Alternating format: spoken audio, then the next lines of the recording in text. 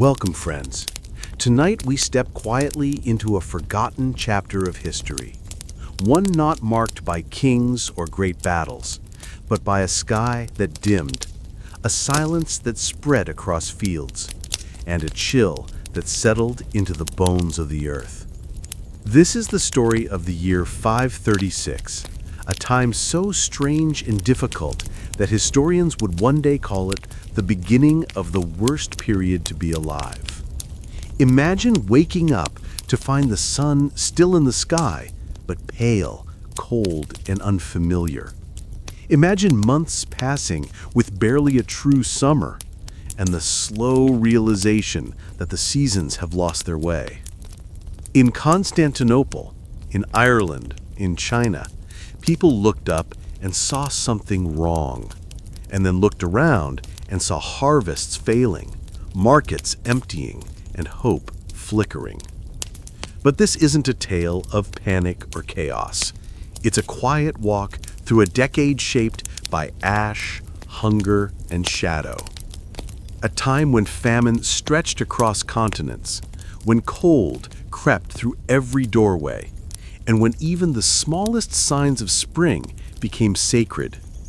You'll hear how a volcanic eruption may have cast the earth into darkness, how communities endured year after year of failed crops, and how in the middle of it all, a deadly plague arrived on the wind. You'll visit the ancient cities and silent monasteries. You'll hear from monks, emperors, farmers, and children through letters, through ruins, through the stories that managed to survive when so much was lost. Tonight's story isn't loud. It doesn't race. It's slow, steady, and full of soft reflection. Because even in the hardest years, people found ways to adapt, to rebuild, and to keep moving forward. So settle in. Let your breath slow. The candles are lit, the world is quiet, and the past is ready to speak. This is why 536 AD was the darkest year in human history, and more. Welcome to the journey. In the great expanse of time, there are years that pass quietly, unrecorded and unremembered. Years of ordinary seasons, harvests, and days marked only by the rising and setting of the sun. But once in a long while, there comes a year that seems to move differently, a year that bends the natural rhythm of life. The year 536 was such a time. It began without battle, without conquest, without an emperor's decree. There was no comet in the sky, no divine sign proclaimed from a temple, no celestial alignment declared by astrologers. Yet something had shifted. A subtle unease crept across the world, first noted, then feared, and eventually remembered in chronicles, annals, and ice itself. The sun, that ancient timekeeper, began to dim. In Constantinople, the seat of the Byzantine Empire, the historian Procopius wrote that the sun gave forth its light without brightness, like the moon. Day after day, the skies were washed in a colorless pallor. There was no golden glow at sunrise, no bright midday warmth, no rich red twilight. The sun hung in the heavens like a faded disk, unable to pierce the haze that now veiled the earth.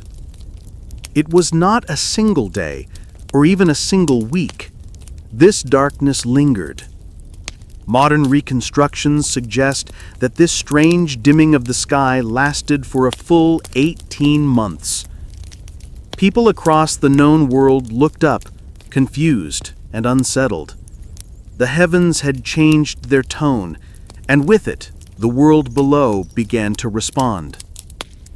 In China, records from the Northern Wei dynasty describe yellow dust and dull sunlight.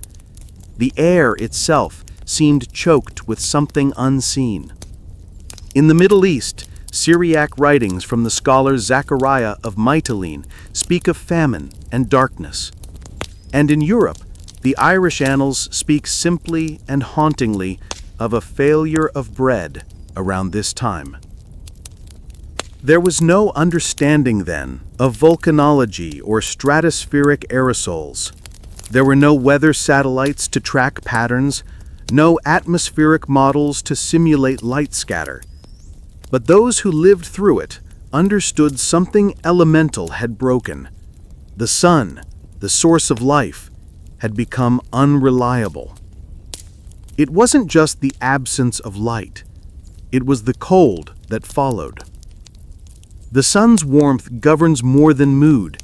It powers the entire biosphere. In 536, summer came and went without heat.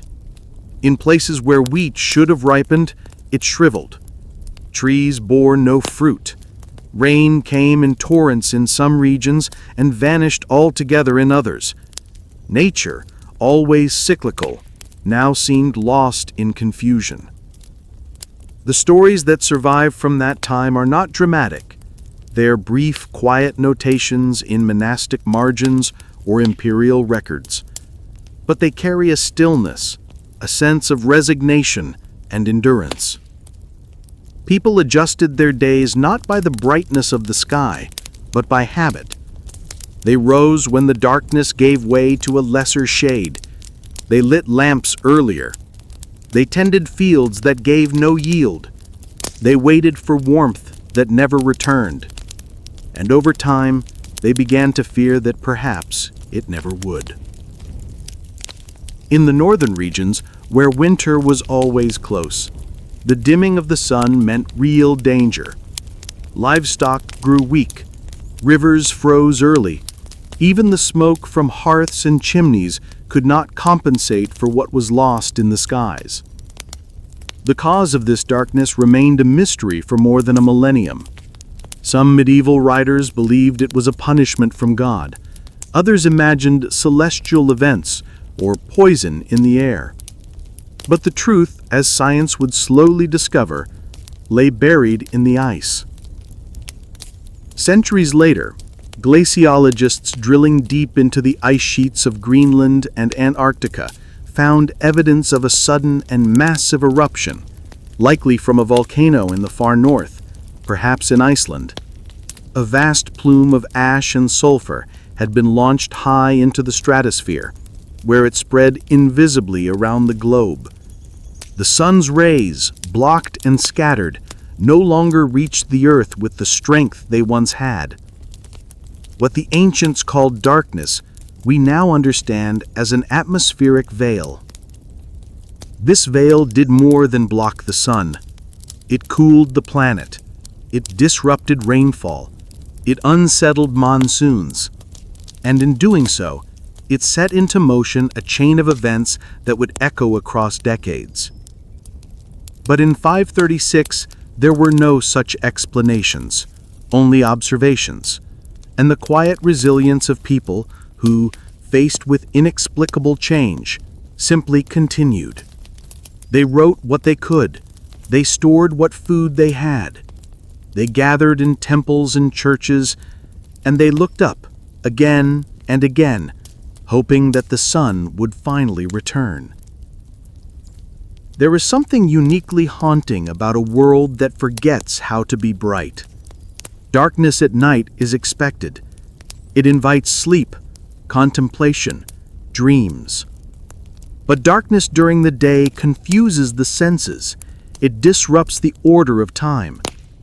Imagine standing in a field at noon, yet seeing only a muted sky, birds quiet, shadows barely visible, the world reduced to grayscale. That is what many experienced during those strange 18 months. And yet, even in this gloom, life went on. Children were born, letters were written, fields were still sown in hope, fires were lit, and across the distant corners of the earth, people looked up and wondered whether the sun had abandoned them, or whether it might still come back. This was not a single catastrophe. It was a slow, gray descent. a soft apocalypse that unfolded in silence. There were no armies, no explosions, only a quiet dimming and the long stretch of days that followed. We remember 536 not because of a single story, but because of a pattern stitched across time and place. A Persian account here, a Byzantine line there, a line of ash locked in polar ice. Together they tell a story not of destruction, but of disorientation. And as strange as it sounds, this is what makes it such a powerful moment in history. It wasn't loud, it didn't shout. It simply changed the sky and let humanity slowly grasp the absence of light. In the end, the darkness lifted, the haze thinned, the sun, ever constant, reclaimed its place. But something in the human story had shifted, a reminder perhaps of how fragile the familiar can be, of how easily the sky can change. And so, as we drift deeper into this series, into a time where cold followed darkness and famine followed cold, we begin here, with the moment the world forgot how to be warm. Rest now. The rest of the story will come. The Great Chill.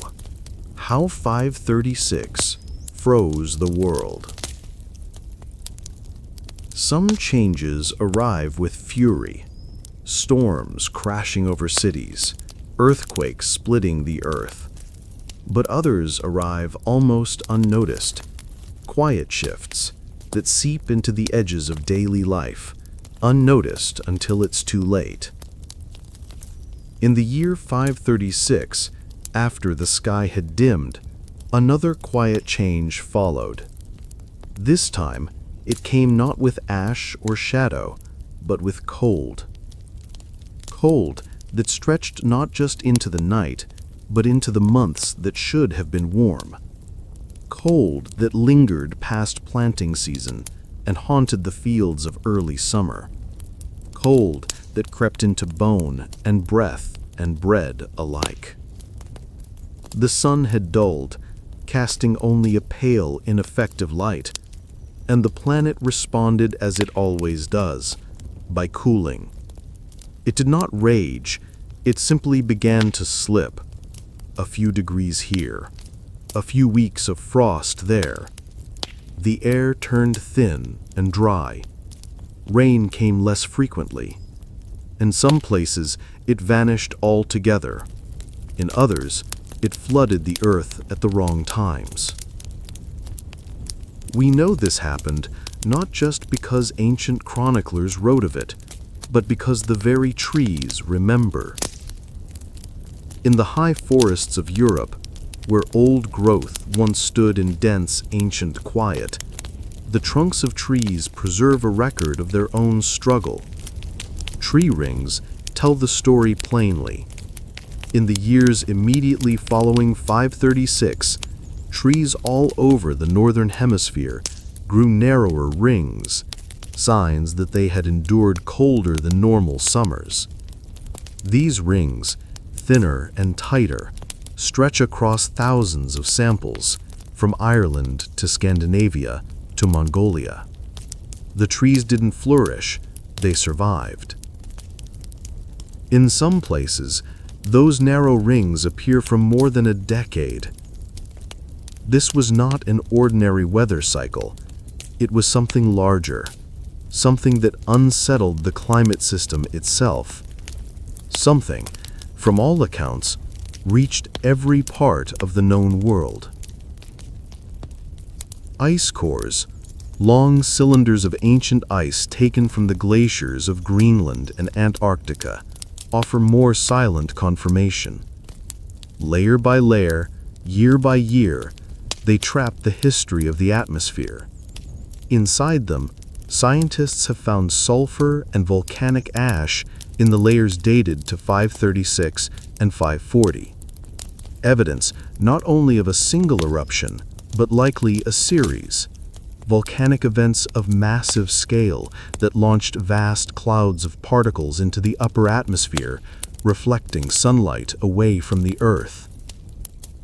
Those particles floated above the weather, undisturbed, casting a long global twilight. With less sunlight came less warmth.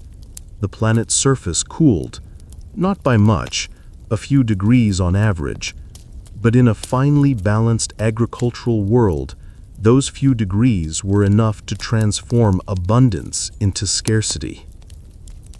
In China, government records from the Northern Wei dynasty speak of crop failures, famine, and unrest. In Korea and Japan, rice harvests were lost. In the Middle East, patterns of rainfall shifted. And in Europe, the cold made itself felt in silence.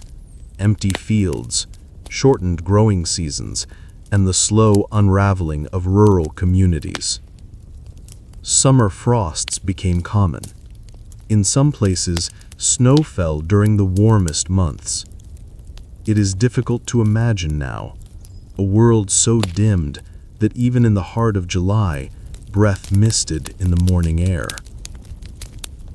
The cold did not come as a single event, like a blizzard or a sudden hailstorm. It was drawn out, like a curtain slowly closing. Day after day, the sun continued to rise in muted silence, giving just enough warmth to prevent freezing, but never enough to feed the soil. Without warmth, grain did not ripen. Without ripened grain, bread was scarce. Without bread, people began to suffer. The records of suffering are sparse, not because there was little pain, but because few had the means to write. In the Byzantine Empire, monks and historians wrote short phrases to describe the failure of harvests and the rise in prices. In the far north, silence itself became the record, as settlements were abandoned and never resettled. In Scandinavia, archaeologists have found whole villages that seem to have been deserted during this time. Livestock pens were left empty, houses collapsed into themselves, fields grew over. For years there was no sign of life in regions that had once thrived. Some researchers believe this period helped shape Northern European mythology. Legends of endless winters and long nights, of sunless worlds and twilight realms. Perhaps it was not merely imagination, but memory encoded in myth. In the Andes in Central America, tree ring and sediment data suggest similar cooling events. Though records are less complete, climate anomalies are visible even there. It seems the entire planet had begun to chill. The cooling was not uniform. Some regions experienced devastating cold and famine, others faced drought. But all felt the imbalance. Climate is a web, and when one thread is plucked or torn, it reverberates through the entire pattern. Back in the cities of the Mediterranean, markets shifted. Grain once imported from Egypt and North Africa became unreliable. The price of bread rose, and with that came social pressure, grumbling, unrest, and fear. Emperor Justinian, ruling in Constantinople, had dreams of restoring Roman glory, but now he found himself ruling a colder, hungrier, more uncertain world. Armies still marched, but they did so on empty stomachs. Infrastructure still functioned, but repairs came slowly. Roads remained open, but fewer goods passed along them. The cold was patient. It did not announce itself. It did not declare war. It simply made everything harder, slower, heavier. For those who lived through it, this was a time of adjustment. They added more fuel to their fires. They preserved what food they could. They held back seed grain, unsure if the next season would be better or worse. And always, they waited for the sky to change. That is perhaps the quietest tragedy of this period, the waiting. The slow hope that next year would be different, that the sun would shine again, that the warmth would return, and that the world would go back to what it had been.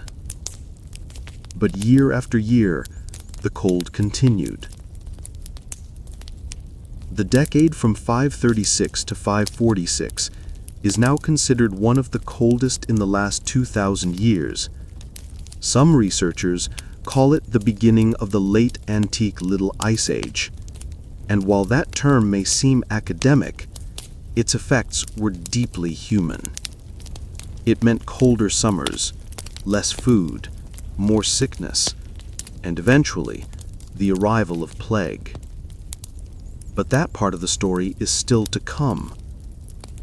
For now, we remain in the chill. A world dimmed, a world cooling, a world unsure of what lay ahead. And as you drift into rest, think of those who once looked up into a sunless sky, unsure of what they were seeing, unsure of what it meant. They endured, not with answers, but with patience. They held on through cold winds, long nights, and empty harvests, quietly, resiliently. And as always, the earth turned, even under shadow, even in silence. Ash in the sky, volcanic clues from the ice. The strange darkness of 536 puzzled those who lived through it. The sun appeared pale and weak for many months, casting a dim and eerie glow across the lands. People feared it was a sign from the heavens, a punishment or a curse. For centuries, the true cause remained hidden, locked away in the slow, patient record of the earth itself. But time has a way of unveiling secrets. Beneath miles of ice and snow in the polar regions, scientists have found a lasting record, one that whispers stories of ancient skies and distant eruptions. These frozen layers, called ice cores, are like pages of a diary, recording year by year the events that shaped the atmosphere. Drilled deep into the glaciers of Greenland and Antarctica, ice cores reveal traces of volcanic ash, sulfuric acid, and tiny particles captured as they settled through the air. When volcanic eruptions send ash high into the stratosphere, these particles can circle the globe, dimming sunlight and cooling the planet. In the layers dated to around 536 and a second event in 540, the evidence is unmistakable. Sulfur concentrations spike, revealing massive volcanic activity that blanketed the skies in ash and dust. But where did this ash come from? For many years, scientists debated the source. Some pointed to volcanoes in North America, others to Iceland, and still others to the tropics. Each location carries its own signature in the ice, its own potential to cloak the Earth in darkness. Recent research suggests that a colossal volcanic eruption in Iceland is the most likely culprit.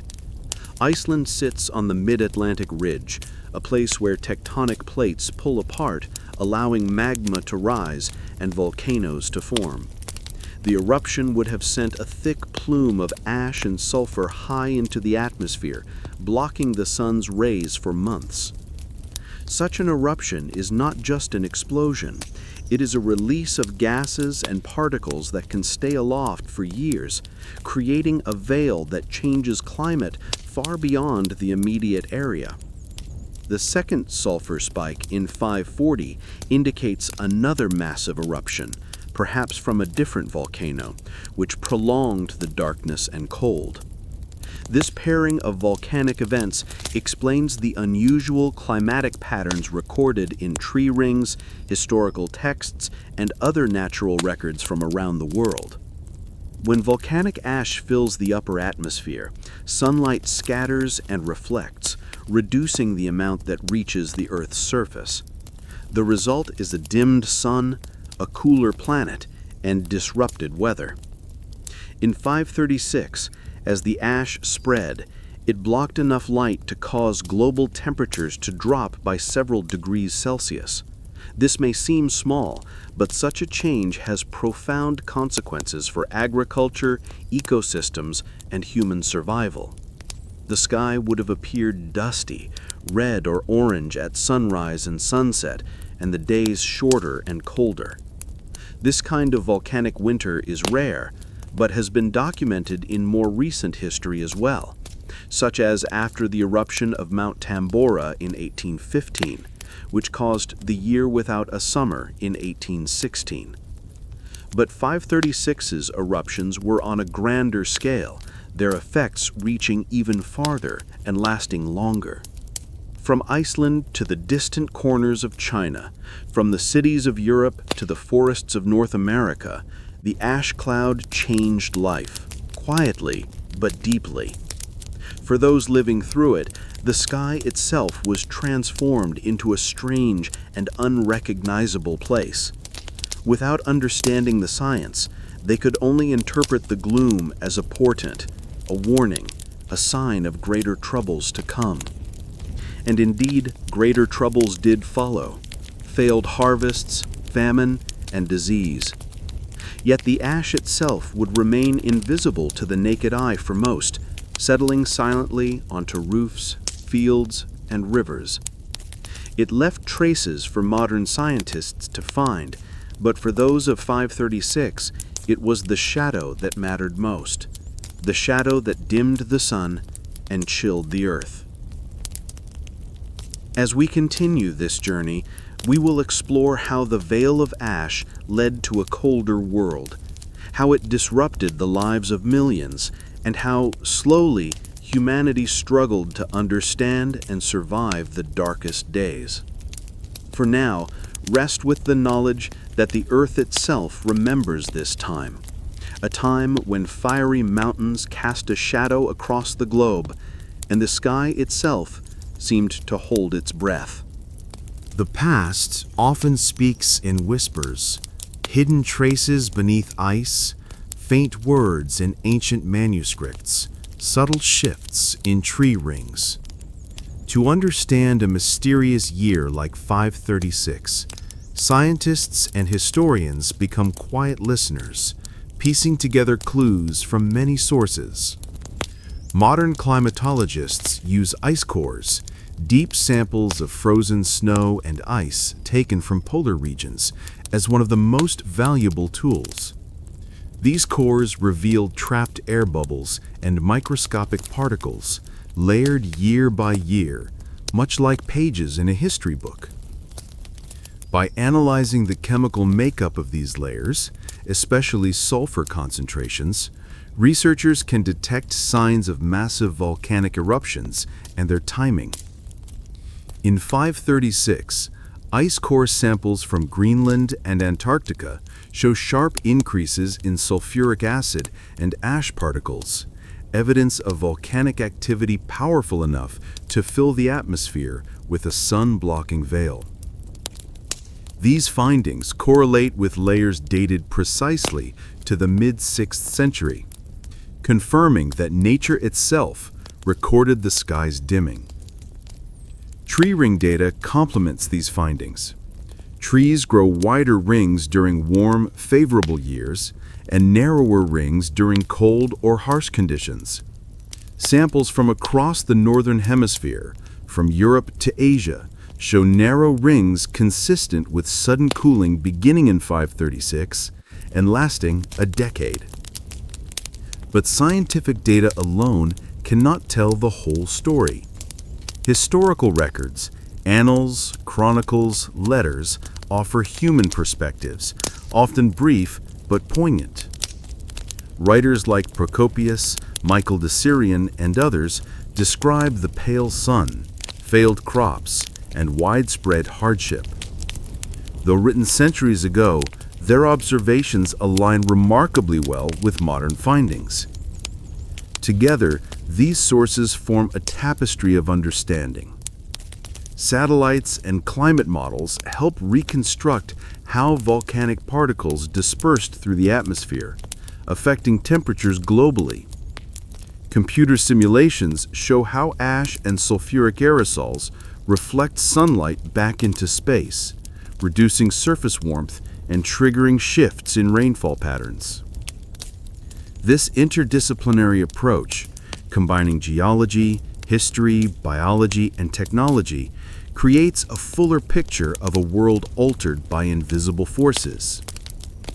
The mystery of 536 slowly fades into clarity, revealing a complex interplay of Earth systems and human experience. Yet many questions remain, inviting ongoing study and reflection. For now, this blend of science and history allows us to glimpse the past with empathy and wonder. As you settle in to rest, imagine the patient work of scientists unraveling these ancient shadows, turning cold data into stories that connect us across time. The fading light and creeping chill of 536 did more than obscure the sky. They reached deep into the soil, into fields that had fed generations, and into the hands of farmers who depended on the sun's warmth to ripen their crops. Across Europe, Asia, and the Middle East, farmers planted seeds in spring as they had for centuries, but the earth did not respond as it once had. Days were colder, and the sun's feeble glow was unable to nurture the growing plants. The soil stayed damp and cold, slowing the sprouting of grain and vegetables. Frosts lingered into months that should have been warm, striking young shoots and withering tender leaves. The results were quiet, but devastating. Wheat fields shriveled, barley grew stunted, rice paddies failed to produce their usual bounty, fruit trees bloomed late or not at all, gardens withered before harvest. In the rich floodplains of Mesopotamia, irrigation systems still hummed, but the harvests were poor. In the terraces of China's Yangtze River, farmers watched as crops failed year after year. In the rolling hills of Ireland and Britain, stone walls enclosed fields that yielded less and less. Monastic scribes, often the only literate members of their communities, recorded these losses in simple, somber notes. Failure of bread, one entry quietly states. Another mentions famine and scarcity without detail or complaint. Such words hint at hunger slowly spreading through villages and towns. The market baskets grew lighter, food stores dwindled. People began to eat what was left, rationing carefully, often in silence. The failing fields rippled outwards in ways that touched every part of life. As food became scarce, prices rose. Trade routes that once carried grain and spices slowed, making it harder for distant communities to exchange goods. Festivals and communal feasts, traditions that celebrated plenty, gave way to quiet prayers for survival. Yet the world persisted. Farmers adapted where they could, sowing hardier grains or turning to root vegetables more resistant to cold. Communities shared what little they had. Seeds were saved carefully, with hope that next year might bring better fortunes. Though the failing fields marked a time of hardship, they also revealed the resilience of those who depended on the earth. In these silent struggles, beneath the dim sun and the cold skies, humanity endured. The hungry months, starvation and shared loaves. As the cold stretched on and the failing fields yielded less and less, the quiet hunger of 536 grew. It moved through villages and towns, slipping from one household to another like a shadow. In the Byzantine Empire, the heartbeat of the ancient world, bread, the staple of life, became scarcer. The markets that once overflowed with grain now saw empty stalls or piles of costly imports. Farmers who had long tilled the fertile lands around the Bosporus found themselves with little to offer. Communities learned to ration carefully.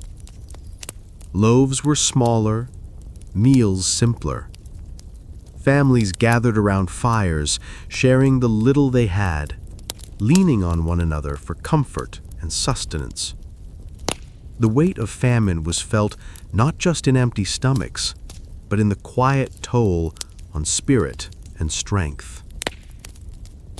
In Gaul, present-day France, similar stories unfolded. The land, once known for its abundance, now whispered of scarcity. Chroniclers noted the rise in grain prices and the growing desperation among peasants. Many turned to root vegetables and wild plants, food often regarded as last resort, but now a necessary part of survival. Ireland's monks, custodians of both faith and knowledge, recorded these times with a sober tone. Their annals speak of the failure of bread and famine that gripped the land. Yet within these words lies a story of endurance, of communities bound together in the face of hardship. In Persia, where ancient civilizations flourished along the grand rivers, the cold and drought touched even the grandest palaces.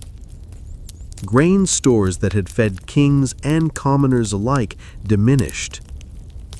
People prayed to their gods, seeking relief and mercy from the harsh seasons. The shared experience of hunger brought out quiet acts of kindness. Neighbors lent food to neighbors. Monasteries and temples opened their doors to the needy. Stories of shared loaves and communal meals emerge from this time, small beacons of humanity amid the growing darkness. Yet famine is a slow, consuming force. It erodes strength, making bodies weaker and communities more vulnerable. Diseases spread more easily among the hungry, and many suffered in silence. Throughout these hungry months, faith played a subtle role. People turned to prayer, ritual, and sacred gatherings, hoping for intervention beyond their control. The light of belief offered solace even when the sun itself had dimmed. The human spirit persisted in many forms, through quiet generosity, careful stewardship of scarce resources, and the slow, patient hope for renewal. As you rest now, imagine the soft murmur of shared meals, the flicker of candlelight in humble homes, and the calm determination to face another day despite emptiness. This was a time when hunger shaped lives, but it did not break them. China under snow, strange seasons in the east. Far from the cities of Byzantium and the cold fields of Europe, the vast lands of China were also caught in the grip of strange and unsettling seasons. Ancient Chinese chronicles, meticulous in their observations, tell a story of weather that defied the natural order, a world where snow fell in summer and locusts swarmed in unusual patterns. The Northern Wei dynasty, ruling much of northern China during the 6th century, kept detailed records of climate and agriculture. In these writings, there are mentions of frosts in the warm months, and of heavenly phenomena that puzzled scholars and peasants alike. In some regions, snow and ice lingered past spring, delaying planting and stunting crops. Rice, a staple for millions, failed to ripen as expected, leading to shortages that echoed through villages and towns. Locusts, drawn by altered weather and disrupted cycles, appeared in unprecedented numbers. These insects, normally controlled by seasonal rhythms, swarmed fields already weakened by cold and lack of sunlight. Their voracious appetites compounded the growing crisis, consuming whatever little the earth could produce.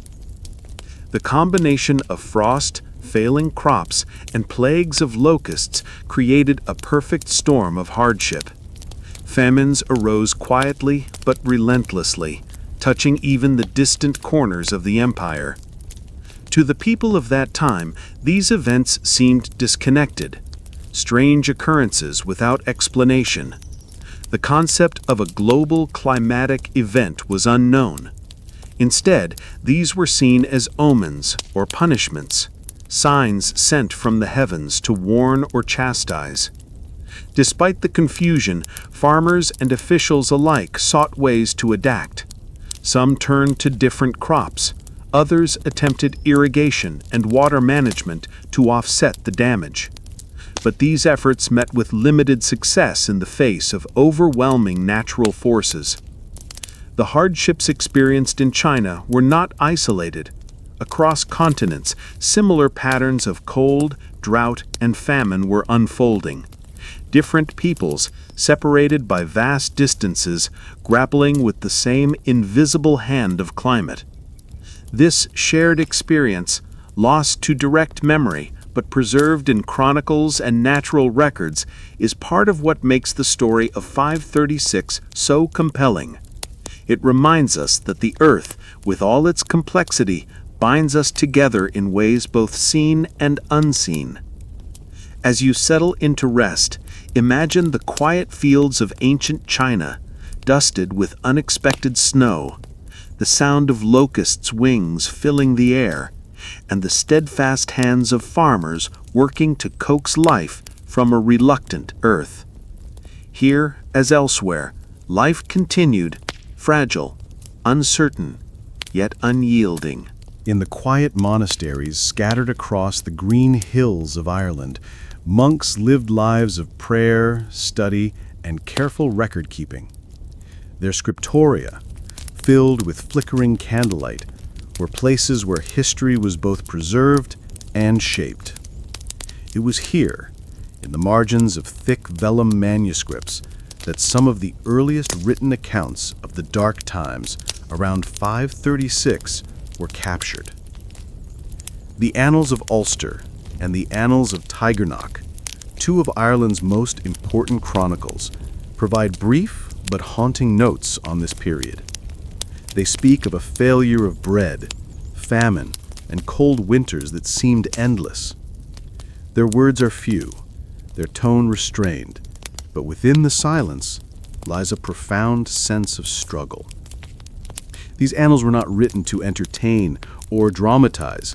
They were simple records of events as observed by devout men who sought to understand God's will in the midst of hardship. They observed that the sun's light was weak, the harvests poor, and the people weary.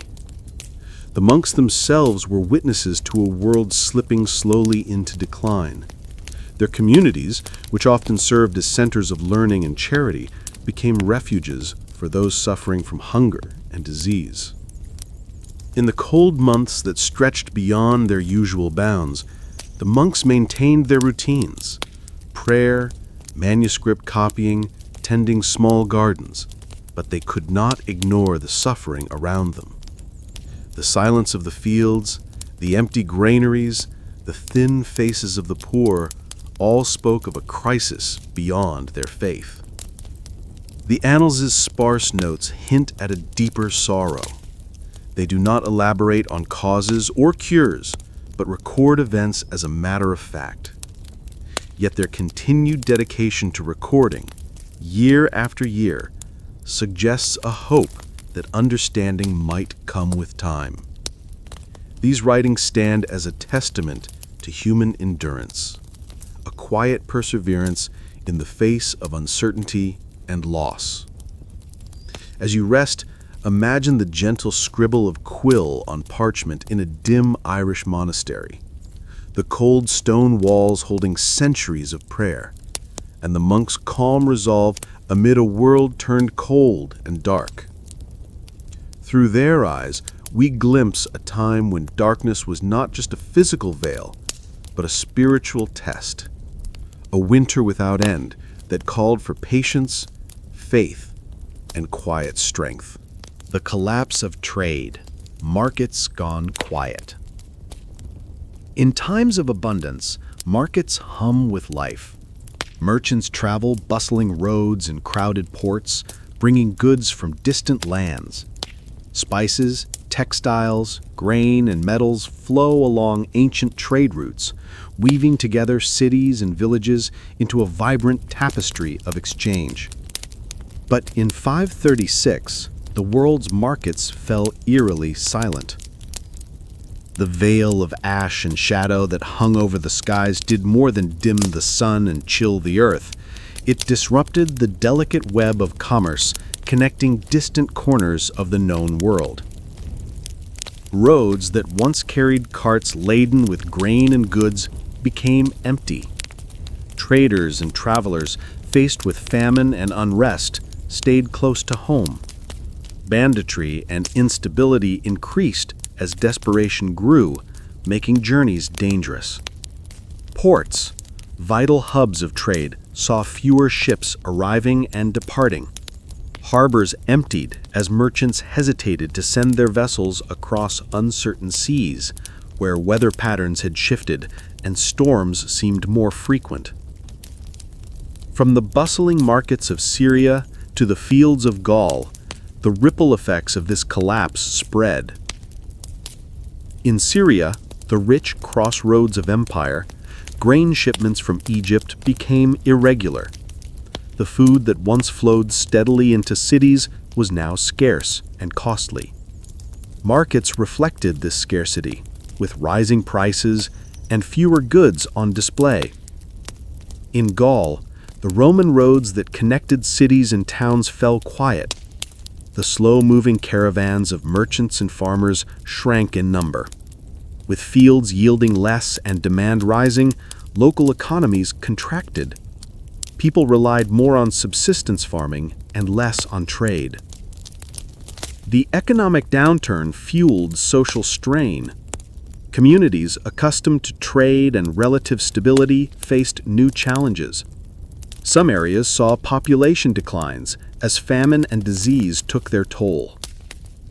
At the same time, the collapse of trade disrupted the flow of ideas, culture, and technology. Connections that had linked diverse peoples grew frayed, deepening isolation. Yet, amid this quieting of commerce, life continued. Local markets, smaller and simpler, persisted. Neighbors exchanged what they had, grains, tools, cloth, in modest transactions that sustained daily life.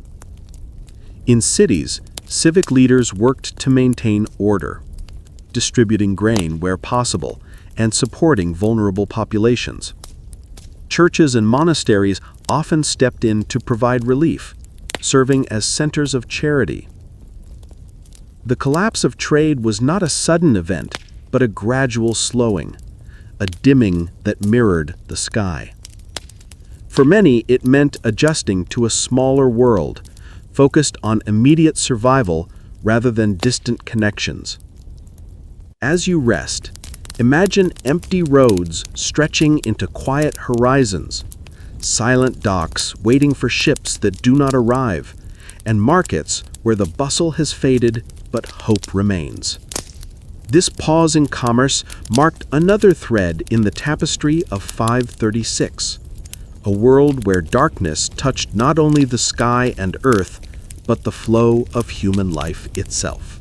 In the years following the dimmed skies and chilling cold of 536, the world found itself vulnerable in ways unseen. The land had grown weaker, its harvests diminished, its people worn thin by hunger and hardship. It was in this fragile state that a new shadow crept quietly upon the earth, a shadow that would come to be known as the Justinian Plague. Beginning in 541, this plague was not a sudden storm, but a slow-moving tide carried by the winds and by travelers, creeping from city to city, village to village. Its origin is believed to be somewhere in the region of Egypt or the Near East, spreading along trade routes that despite disruptions, still connected the world. The disease itself was a form of bubonic plague, caused by bacteria carried by fleas that lived on rats. In the crowded cities and towns of the Mediterranean, where rats found ample hiding places, the plague found fertile ground.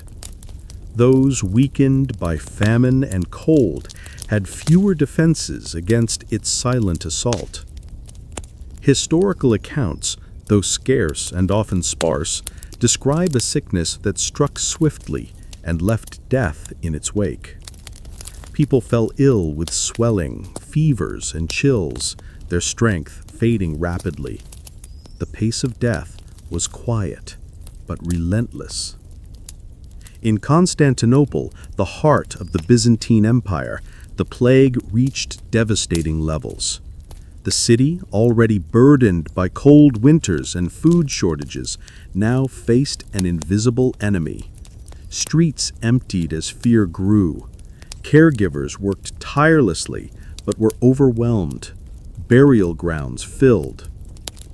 From Constantinople, the plague spread westward to Italy, Gaul, and eventually much of Europe. In each place, it encountered populations weakened by years of hardship. Though the scale of the plague was immense, the world at this time had little understanding of disease or contagion. No concept of bacteria, no tools to fight infection. Instead, people turned to prayer, rituals, and isolation where possible, hoping to stem the tide. The Justinian plague would wax and wane over decades, with waves of sickness returning intermittently. Its long shadow changed the demographic and economic landscape of the ancient world, leaving communities shattered and populations diminished. Yet amidst this sorrow, life continued quietly. Families mourned in silence. Survivors tended to the ill and rebuilt what they could. Societies adapted in small ways, learning slowly to live with an unseen foe. As you rest, picture the slow march of the plague through sunlit streets now shadowed by fear, the whispered prayers in small homes, and the strength of those who endured despite loss. This is a chapter in the story of 536 and beyond, a reminder of how intertwined climate, famine, and disease can reshape human history, often in quiet, unseen ways. The empire struggles. Justinian's dream delayed. The reign of Emperor Justinian I began with grand ambition. His vision was clear: to restore the glory of the Roman Empire, to rebuild its cities, codify its laws, and expand its borders. But the world he sought to shape was already changing beneath his feet, shaped by shadows cast not only from outside enemies, but from natural forces beyond control. The darkened skies of 536 and the cold that followed chilled the empire's lands and hearts alike. Famine whispered through fields and villages, quietly undermining the strength of the people. Soon after, the Justinian plague arrived, sweeping through cities and countryside, striking down soldiers, civilians, and leaders in equal measure. Justinian's armies, tasked with reclaiming lost territories in North Africa and Italy, found their efforts strained by these hardships. Troops faced hunger and sickness, supply lines grew unreliable, and morale wavered. Military victories became more difficult to hold. At home, the emperor struggled to maintain order and provide for his subjects. Grain shipments from Egypt, once the empire's breadbasket, faltered. Markets saw rising prices and scarcity. The plague further thinned the population, diminishing labor and disrupting civic life. Despite these pressures, Justinian continued his reforms. The famous legal code, the Corpus Juris Civilis, was compiled during these years, a lasting legacy that shaped law for centuries. His architectural projects, including the rebuilding of the Hagia Sophia, symbolized hope amid hardship. Yet behind the grandeur, the empire was weary. Infrastructure required repair, but funds were scarce. Revolts and unrest simmered in distant provinces. The burdens of famine, plague, and war weighed heavily on every corner of the realm. Justinian himself, according to some accounts, fell ill during the plague, but survived.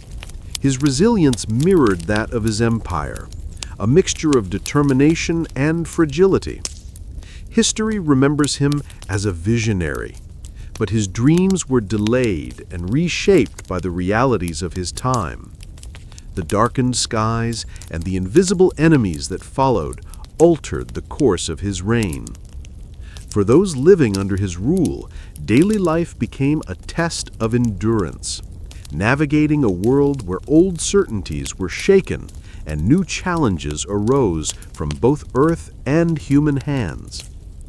As you rest, imagine the quiet halls of Constantinople's palaces, the weight of imperial decisions, and the emperor's resolve to steer his empire through shadows toward light. This segment of history reminds us that even the mightiest plans can be reshaped by forces beyond control, and that patience and resilience often define the legacy of a time. A city silenced. Constantinople in crisis. The city of Constantinople, a jewel perched at the crossroads of continents, once bustled with vibrant life. Its markets overflowed with spices, silk, and grain. Its streets echoed with the chatter of merchants, pilgrims, and citizens from every corner of the known world. But in the years following the darkened skies of 536, this great city found itself enveloped in a quiet that was both unnatural and profound. As the plague swept through the narrow alleys and grand boulevards, the sounds of daily life began to fade. Market stalls stood empty or hastily abandoned, their owners too fearful or too weakened to tend to their wares. The aroma of fresh bread and exotic spices was replaced by the stillness of silence. Church bells rang less frequently, their usual call to prayer softened by the absence of crowds. Within the grand basilicas, flickering candles illuminated faces etched with sorrow and uncertainty. Clergy and faithful alike prayed for deliverance, their voices rising softly amid the heavy air. Public gatherings dwindled as fear of contagion spread. Families kept to their homes, windows shuttered against both the chill and the unknown threat beyond their doors. The city's vibrant energy was subdued under the weight of sickness and loss. Cemeteries filled more rapidly than ever before. Graves were dug in haste, sometimes side by side in mass burials, as the city's caretakers struggled to keep pace with the rising toll. Yet, even in death, a quiet dignity persisted. Small gestures of respect, prayers for the departed, and the hope of peace beyond suffering. Despite the darkness, life in Constantinople did not cease entirely. Essential workers, doctors, caretakers, bakers, and guards continued their duties, often at great personal risk. Their quiet courage sustained the city's fragile heartbeat. Efforts were made to provide relief. Charitable institutions and religious orders opened their doors to the sick and hungry, offering sanctuary and aid amid despair. These acts of kindness, though small against the scale of suffering, became beacons of hope.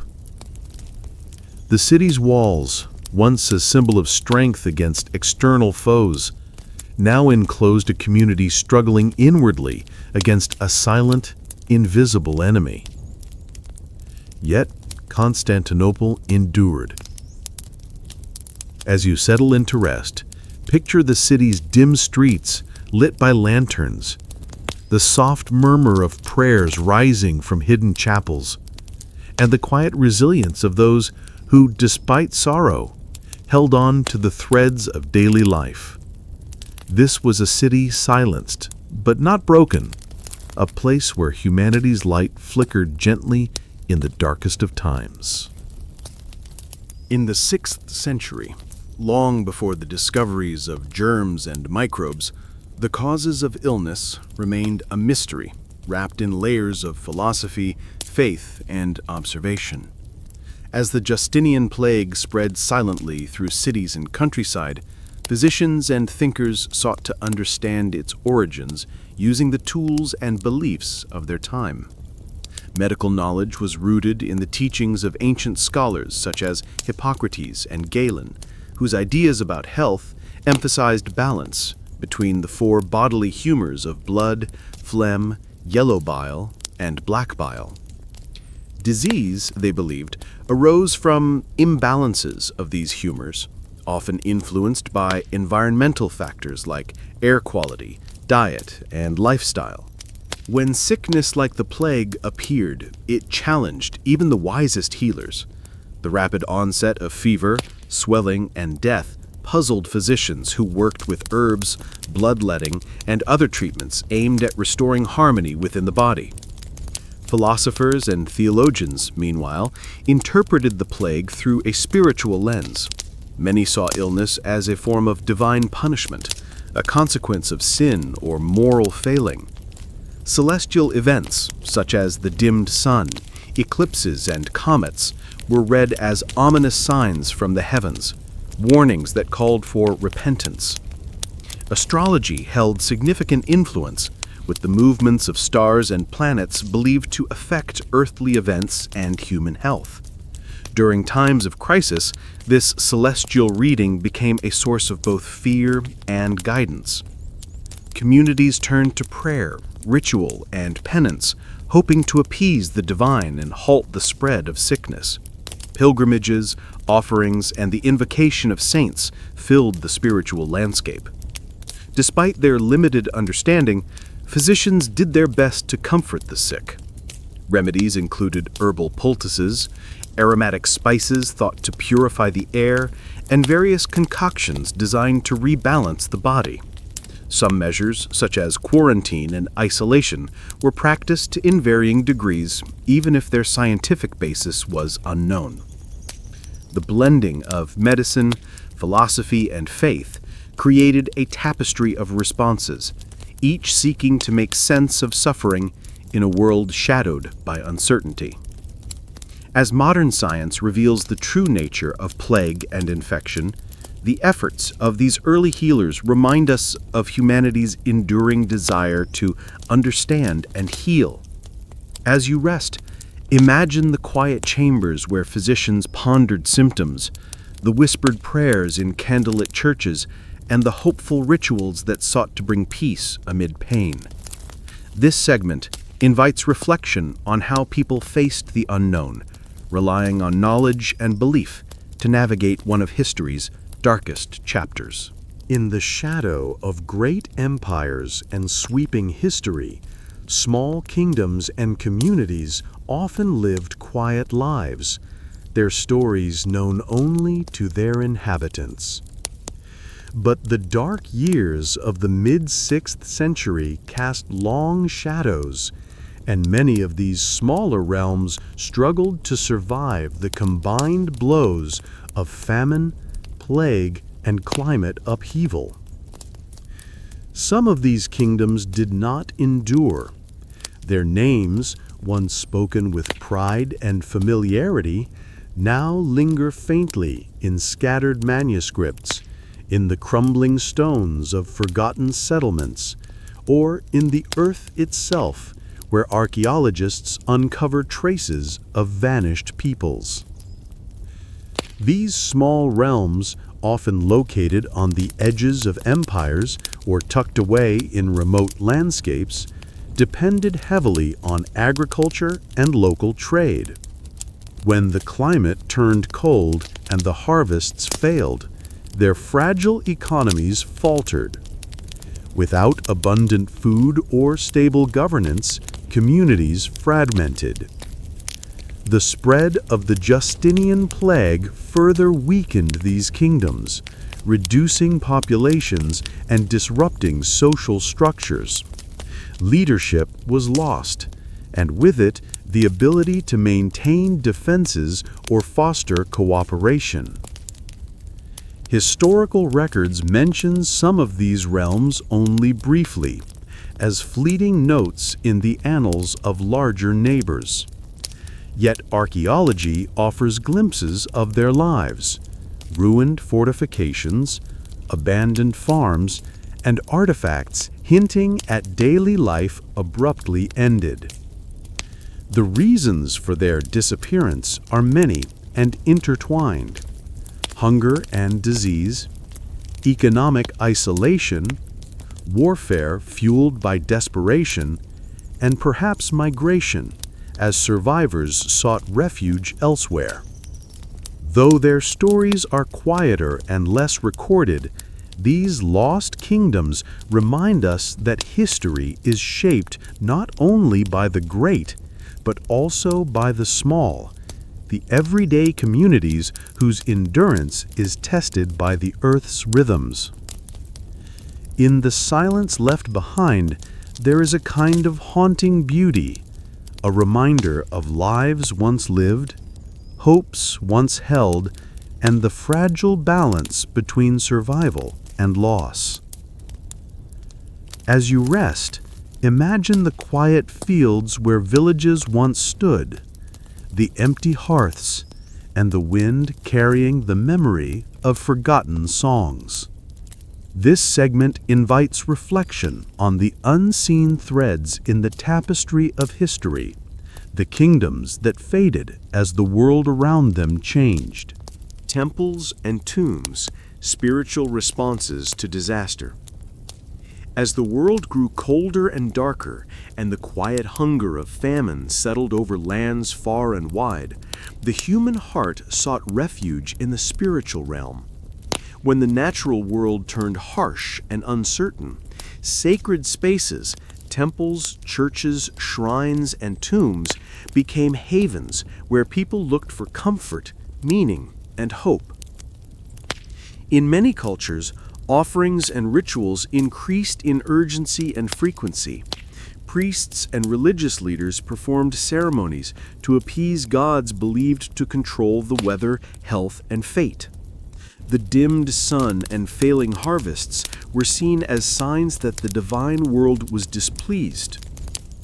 In temples across the Mediterranean, incense burned in thick spirals, filling stone chambers with fragrant smoke meant to purify the air and invite protection.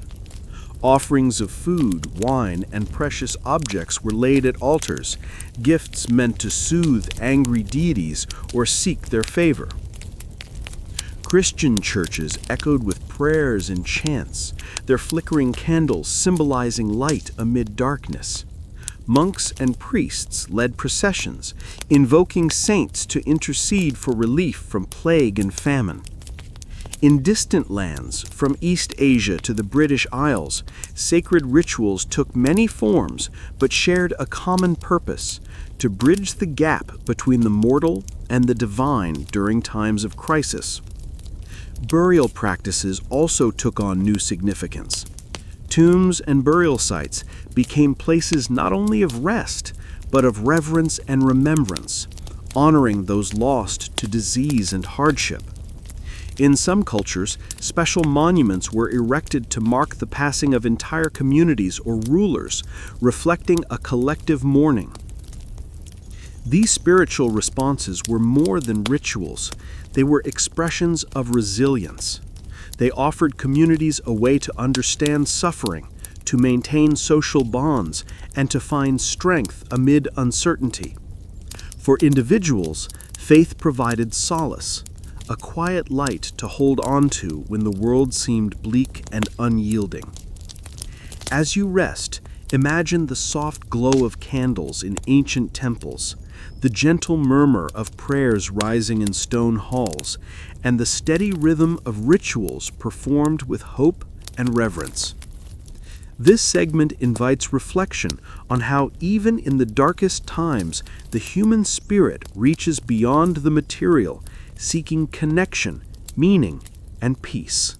The Maya and the Andes, a global climate crisis.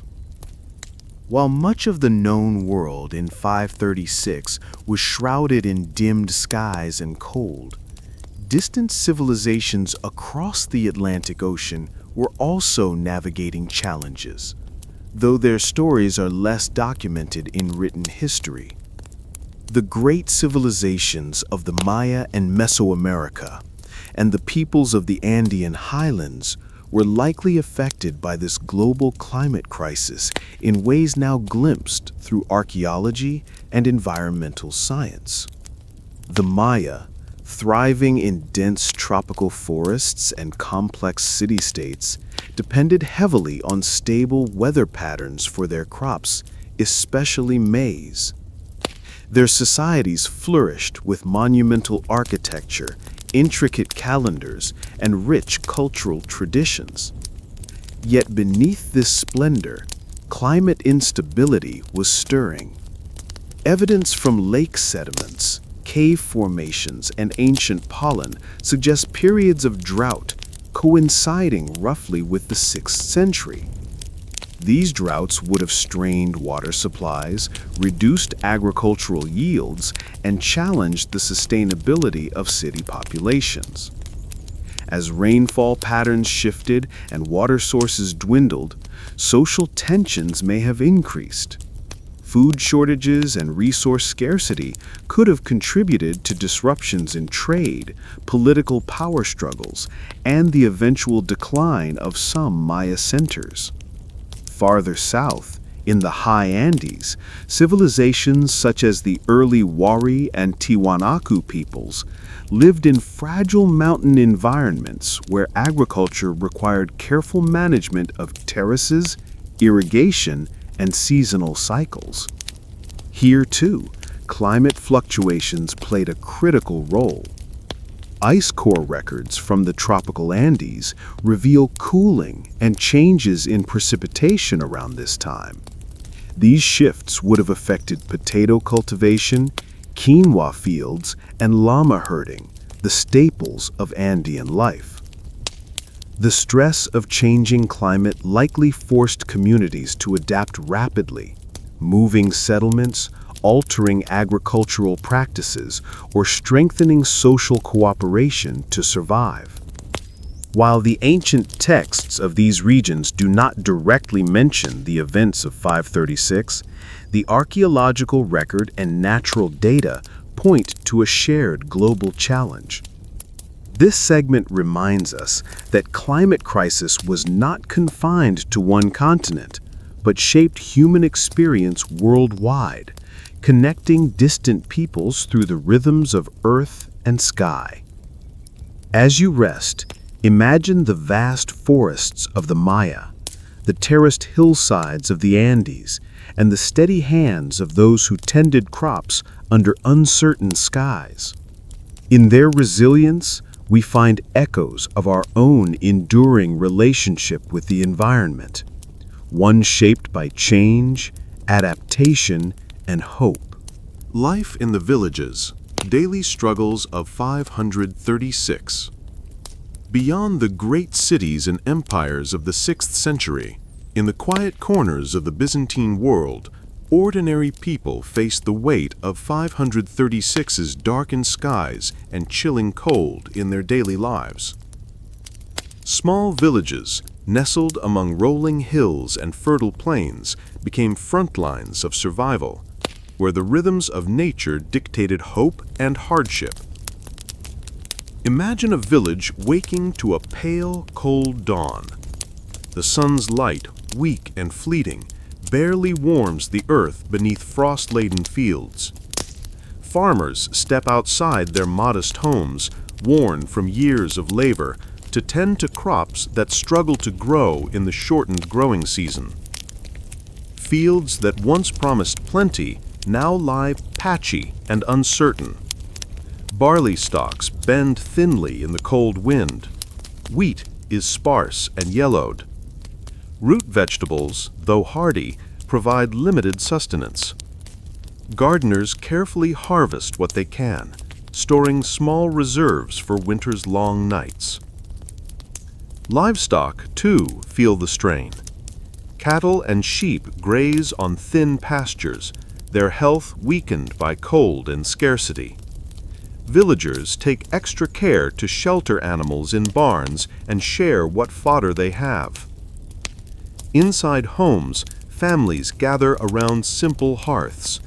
Fires crackle softly, casting warm glows on rough-hewn walls. Meals are humble. Porridge, bread made from coarser grains, and occasional stews supplemented with gathered wild herbs or nuts. Water is drawn from nearby streams, often chilled by lingering frost.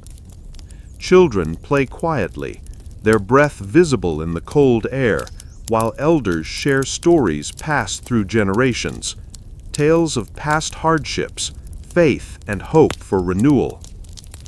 The village's social fabric tightens in hardship.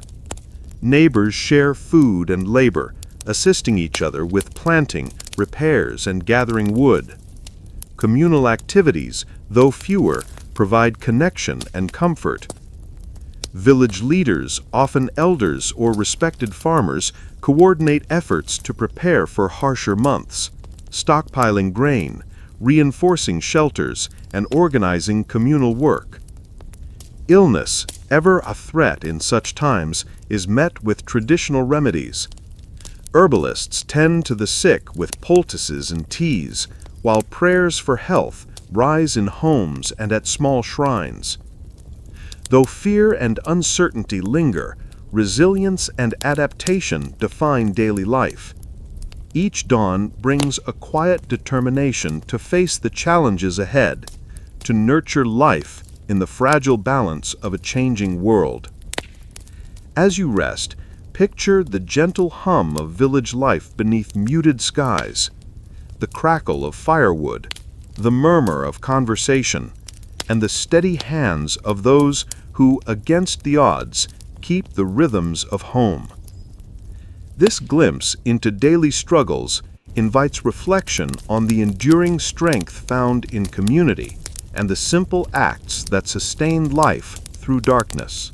The Northern Tribes, how Scandinavia endured.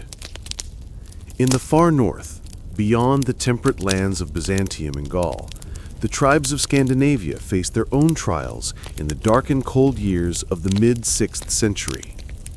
Archaeological records quietly tell of settlements abandoned, farmlands left fallow, and a landscape reshaped by hardship.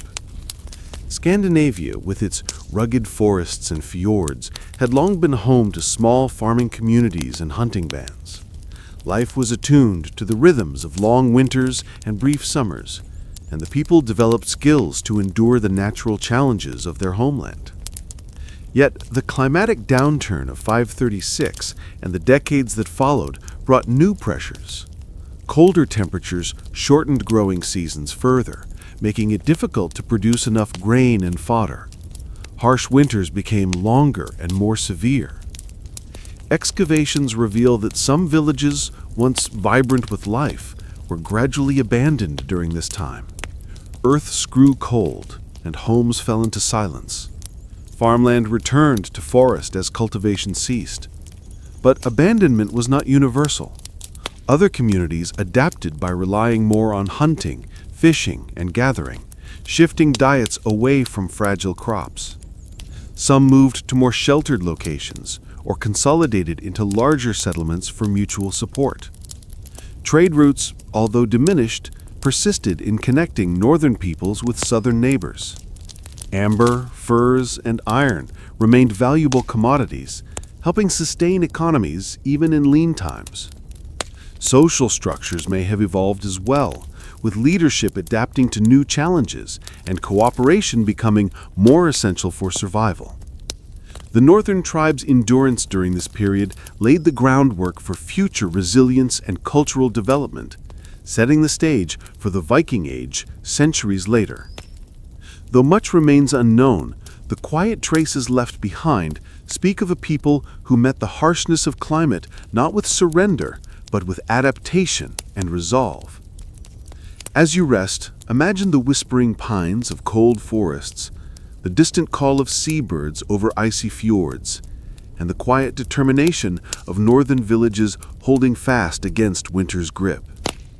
This segment invites reflection on the resilience of human communities in the face of environmental challenge, a story of survival etched in earth and memory. Stories in the dust, oral histories of the darkness. Across the expanse of human history, stories have been the threads that bind generations, cultures, and memories. Long before the written word became widespread, the oral tradition carried the weight of human experience, passing down knowledge, lessons, and history wrapped in the gentle cloak of myth and legend.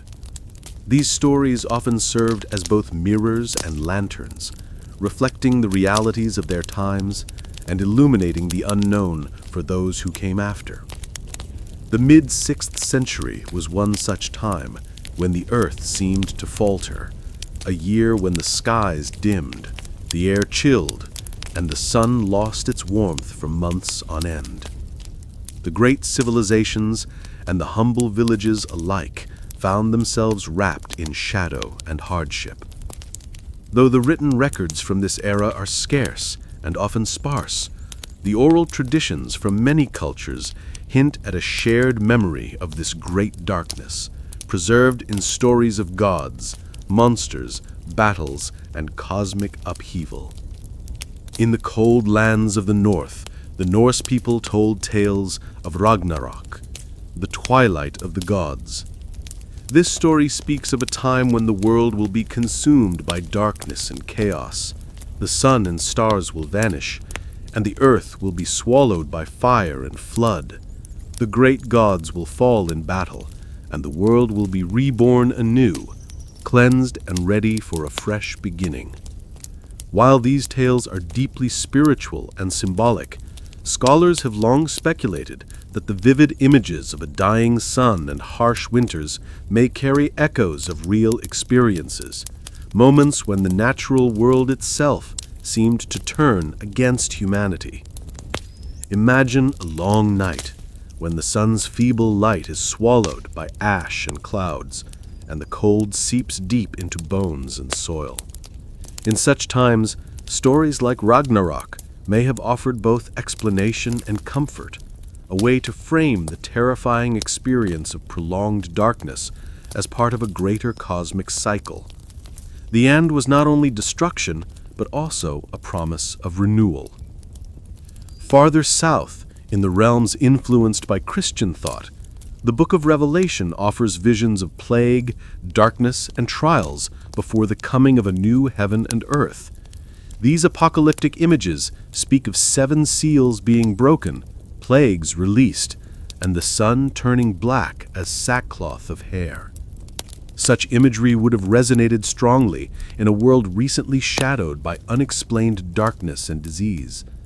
Though theological in intent, these stories also serve to contextualize the profound suffering experienced by the people of the time, providing a framework that gave meaning to the chaos.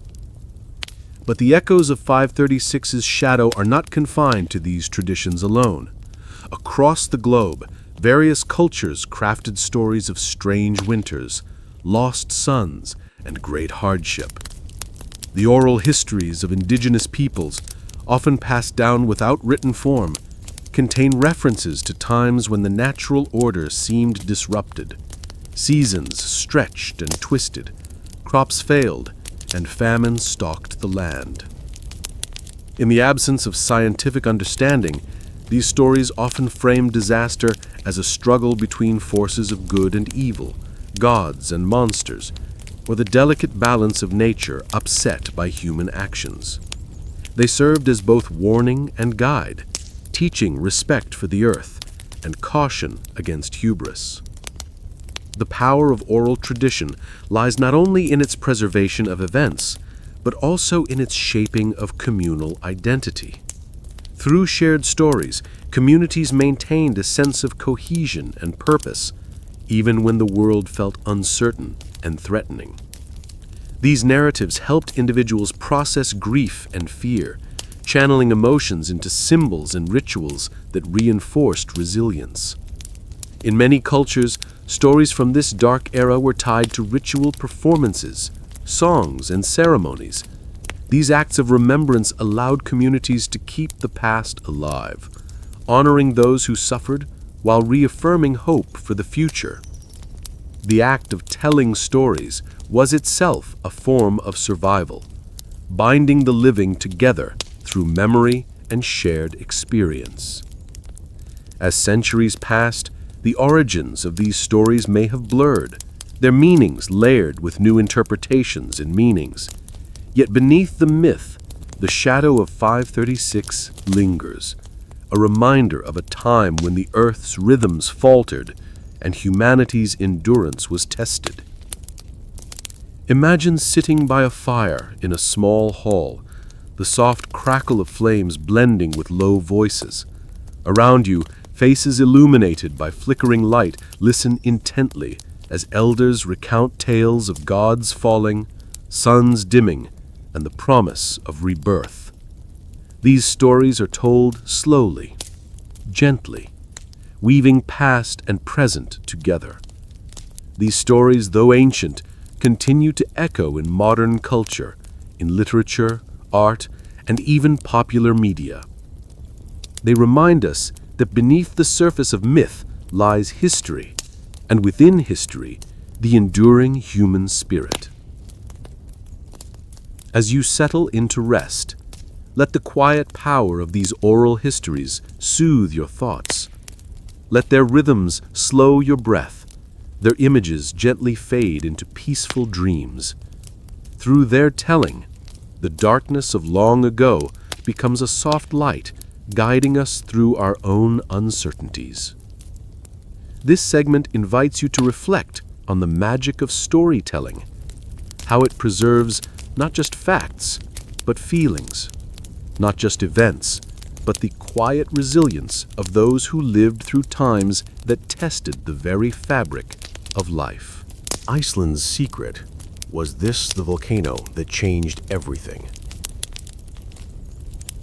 Long after the skies dimmed and the world grew cold in the year 536, the source of the strange and sudden change remained a mystery.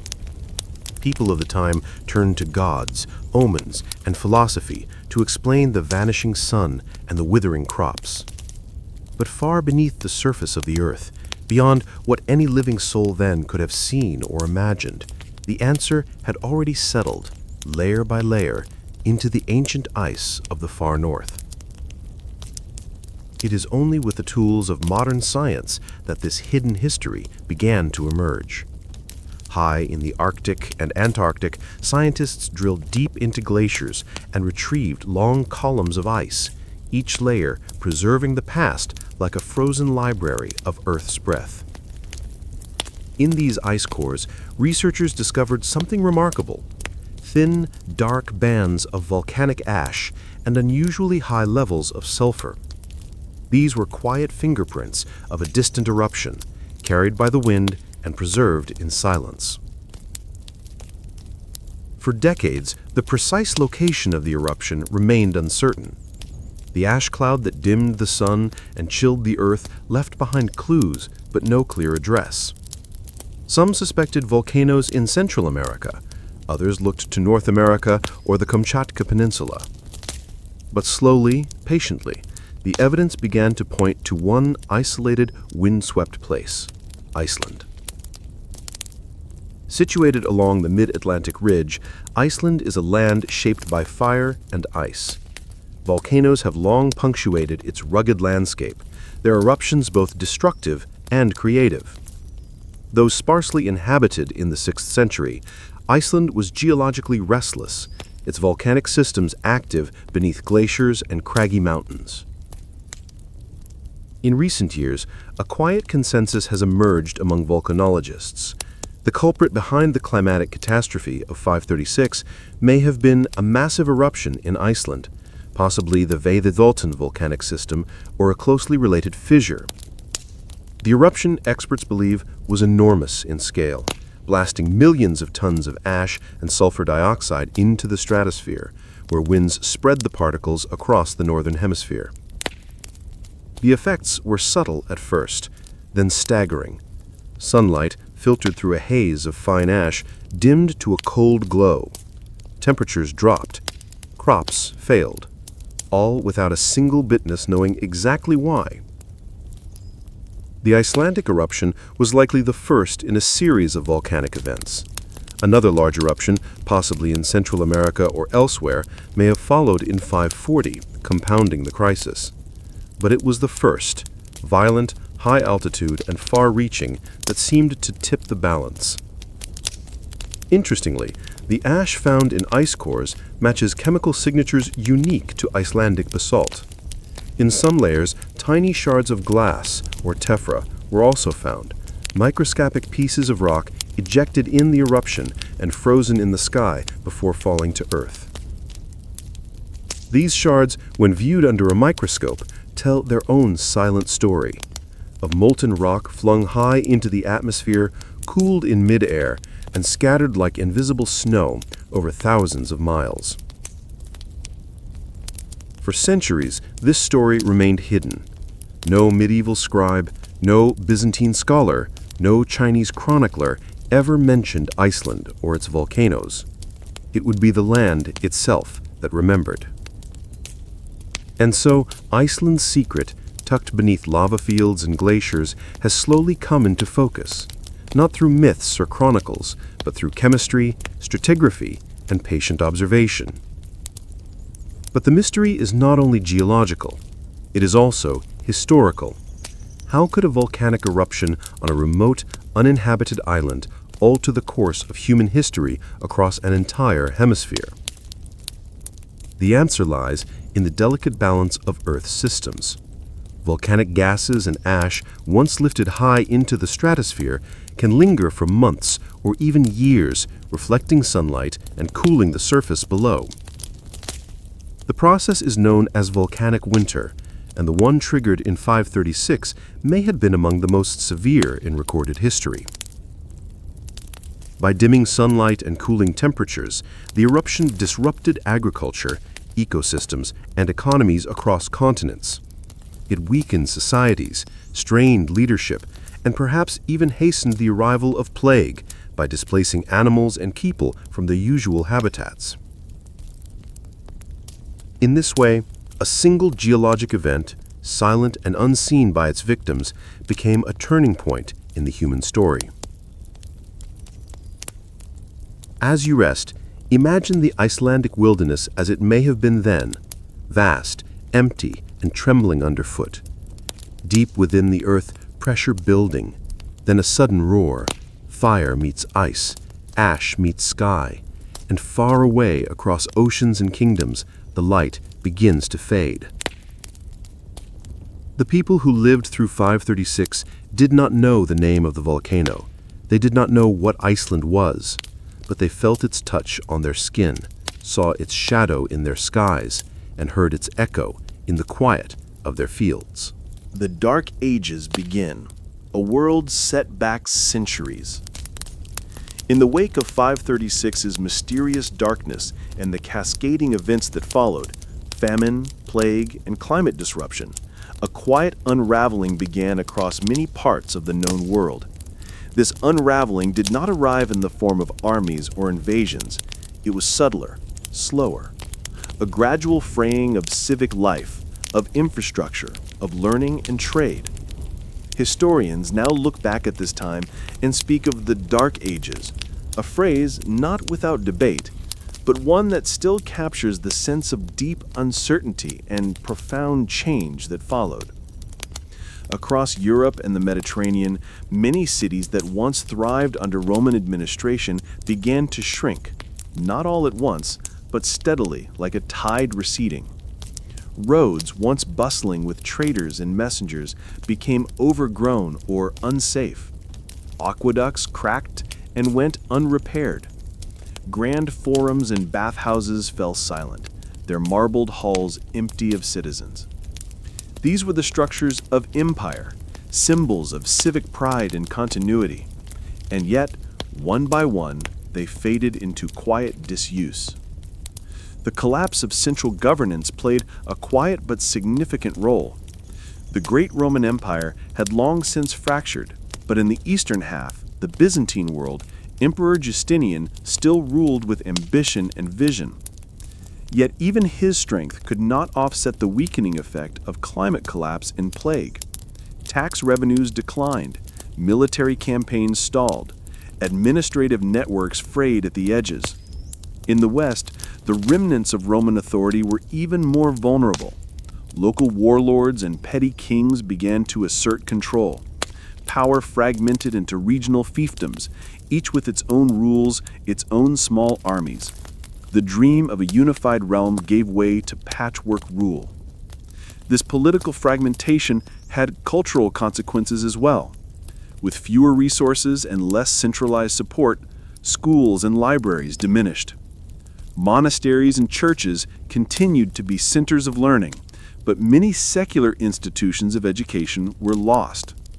Literacy, once a mark of Roman citizenship and civic engagement, declined. In the countryside, farming communities turned inward. With trade networks disrupted, people relied more on what could be grown or gathered locally. Specialization declined, and economies became simpler, focused on subsistence. Coinage became rarer. Barter returned. Even language itself began to change in isolation. In the former provinces of Rome, Latin evolved slowly into the early forms of Spanish, French, Italian. Without a central standard or the transmission of texts, local dialects drifted further apart. These transformations were not absolute. Not every city crumbled, not every book was forgotten. But the broader pattern is one of simplification, a world once intricately connected, now taking on a more fragmented, localized character. Archaeological layers from the mid-5th century often reflect this shift. In many urban centers, fewer imported goods appear. Fewer monumental buildings are constructed. Burials become simpler. Evidence of long-distance trade declines. And yet, through all of this, life continued. People married, farmed, raised children. They prayed, they told stories, they endured. The Dark Ages, for all their challenges, were not without light. But the world that emerged from the darkness of 536 was one more cautious, more isolated, and less secure. Some historians argue that this regression set Europe back centuries in terms of economic and cultural development. Others view it as a period of transformation, an interlude before the rise of medieval kingdoms and the flowering of later societies. What remains clear is that the crisis of 536 did not simply cause temporary hardship, it reshaped the structure of human life for generations. And while the sky eventually brightened and the seasons found their rhythm again, the echoes of collapse lingered. As you rest, imagine a once busy road now quiet under weeds, the stone outline of a market square long forgotten, a crumbling wall beside which wildflowers bloom. The past does not disappear. It settles, layer by layer, into the soil and the stories we tell. Letters from the Ash. What people wrote. In an age when darkness fell over the sky and famine walked silently through cities and fields, there were still those who picked up a stylus or a quill and wrote. Some were court historians, others were monks in quiet scriptoria, copying texts by candlelight. A few were chroniclers who did not see themselves as authors of history, merely humble recorders of what passed before them. Their words, faint and sometimes fragmented, offer windows into the world of the 6th century, a world bewildered by what it saw, and trying, softly, to understand.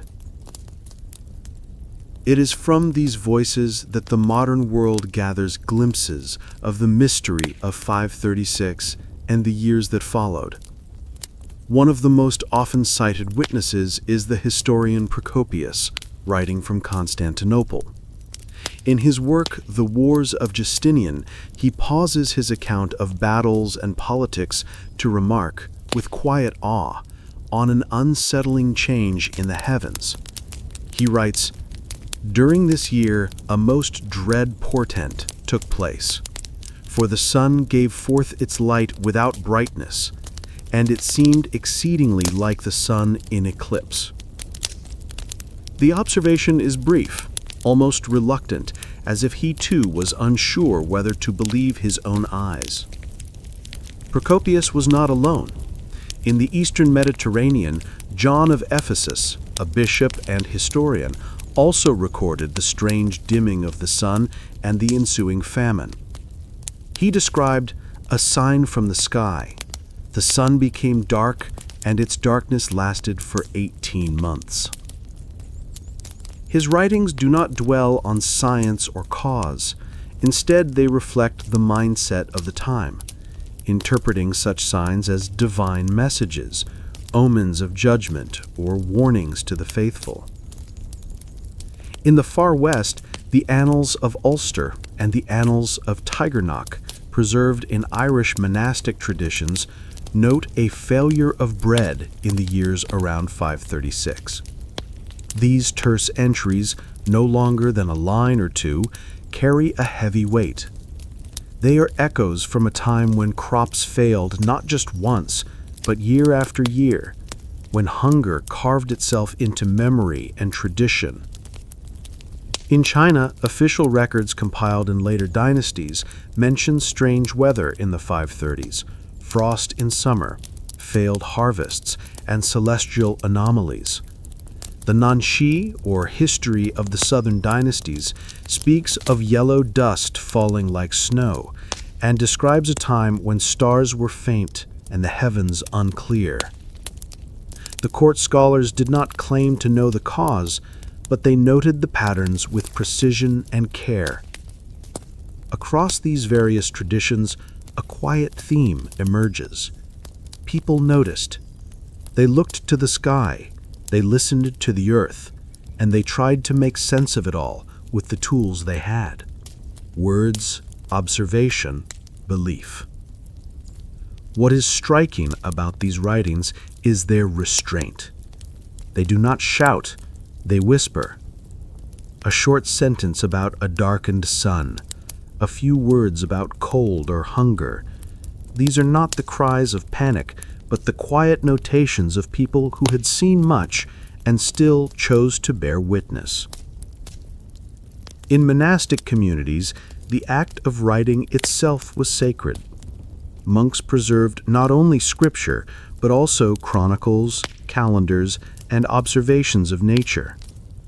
Even amid the hardships of failed harvests and illness, the work of copying and preserving continued, slowly, with ink on parchment, line by line. The value of these writings today is not only in what they describe, but in what they represent. The human instinct to document, to preserve memory, to give shape to chaos through language. As historians began piecing together the puzzle of the 6th century global crisis, it was these brief accounts that stood as guideposts. Matched with tree rings, ice cores, and volcanic deposits, they added the human voice to the physical evidence. And yet, there are so many voices we cannot hear. So many communities that left no writings, no chronicles, no letters from the ash. Their stories have been lost to time, except perhaps in the faintest folklore, or in the soil where their homes once stood. But even there, the impulse to observe and understand must have stirred. Around fires, under strange and sallow skies, people must have spoken in hushed tones of what they saw and what they feared. Today, when we read these old lines, half a sentence in a faded manuscript or a footnote in an imperial history, we touch the hands of those who lived through one of the darkest chapters of recorded time. Their voices reach across centuries not to explain everything, but simply to say, "We were here, we saw, we endured." As you rest, imagine the soft scratching of a quill on parchment, the quiet breath of a monk by candlelight, the slow turning of a page in a cold, stone-walled chamber. These gentle sounds of preservation remind us that even in darkness, even amid fear and famine, someone was paying attention. The second blow, the eruption of 540. By the time the world began to recover from the long shadow of 536, when light finally returned to the skies and the seasons hinted at normalcy again, few could have expected what came next. Just 4 years after the first great eruption darkened the sun and cooled the earth, a second blow arrived, quietly, invisibly, but with devastating effect. In the year 540, another major volcanic eruption cast the planet back into cold, prolonging a period of climate disruption that would shape the course of centuries. Unlike the eruption of 536, whose haze blanketed the sky for over a year, the eruption of 540 left even less of a visible mark at first. There was no written record of a massive fireball or glowing ash clouds. No single eyewitness account survives that tells of the eruption as it happened. And yet, in the deep ice layers of Greenland and Antarctica, the evidence is there, sealed away, preserved in silence. High concentrations of sulfuric acid and fine volcanic ash found in cores dating to 540 match the signature of a large, high-latitude eruption. Its composition and particle size point to a different source than the first eruption. Some scientists suspect Central America, perhaps Ilupongo in modern-day El Salvador. Others suggest volcanoes in Indonesia or even a second eruption in Iceland. What matters more than location, however, is the effect. Another sudden veil across the sky, another drop in temperatures, another collapse of harvests and plans. The Earth, still reeling from years of strange seasons, was not ready for another disruption. The atmosphere, already fragile and altered, responded sharply. Average global temperatures fell again, by nearly 2 degrees Celsius in some regions, and remained depressed for years. In tree rings from Ireland to Mongolia, the narrow lines of growth in the early 540s tell a consistent tale. The trees, like the people, were struggling to thrive. For agricultural societies, the second blow struck at the roots. Fields had only just begun to recover, their soil nourished by the first tentative harvests after years of scarcity. Communities were rebuilding food stores, replanting orchards, reopening trade routes. Then once again, the sun dimmed, rain patterns shifted, crops withered. From the Eastern Roman Empire to the cold plains of Northern Europe, reports of failed harvests and deepening hunger emerged. The ripple effects touched the coasts of East Asia and the mountains of the Andes, although not always in ways that were immediately recognized. In many places, the second eruption simply compounded the hardship already underway, making recovery seem just out of reach. Famine deepened its hold. Populations weakened by years of poor nutrition became more vulnerable to disease. In just a year's time, the stage was set for the arrival of one of the most devastating pandemics in human history, the plague of Justinian. Had the climate remained stable, some historians suggest, the spread of the plague might have been slower, its impact less dramatic. But a world under strain is a world more susceptible to collapse. In this way, the eruption of 540 was not merely a geological event. It was a trigger, a magnifier, a silent partner in a cascading crisis. But unlike the dramatic legends told of Ragnarok or the chilling prose of Procopius, this second eruption left no voice of its own. Its legacy was not in the skies, but in the patterns of suffering it extended. A famine that lasted not 3 years, but nearly a decade. A generation whose children grew up in a world where summer warmth was uncertain and the harvest was never guaranteed. In recent decades, scientists have studied the second eruption with growing interest. The twin eruptions of 536 and 540 are now understood to represent one of the most severe double volcanic events in at least 2,000 years. Some have called it a volcanic doublet, others a planetary turning point. The natural archives, tree rings, ice cores, and lake sediments continue to yield insights, but they do so slowly, like letters arriving centuries late. The ash, the sulfur, the pollen all point to a world in flux, and in that flux, people adapted, resisted, and rebuilt. Not every region suffered equally. Some areas saw relatively mild impacts, others experienced cascading failure. What made the difference was often not the eruption itself, but the resilience of the systems it disrupted. Societies with flexible food systems, diversified crops, and strong communal ties often weathered the storm better than those reliant on monoculture or centralized supply chains. Yet across cultures, the second blow of 540 reinforced a message that was already becoming clear. The earth could change without warning, and when it did, it would not always be gentle. As you close your eyes, imagine the silence of that eruption, not the booming of fire and rock, but the hush that followed, the subtle fading of sunlight, the soft disappointment of another failed harvest, and in the villages and cities scattered across continents, the quiet knowledge that whatever normal had been, it was still not returning. A decade of death, 536 to 546, in review. When historians look back at the mid-6th century, they do not see a single disaster, neatly marked and time-stamped.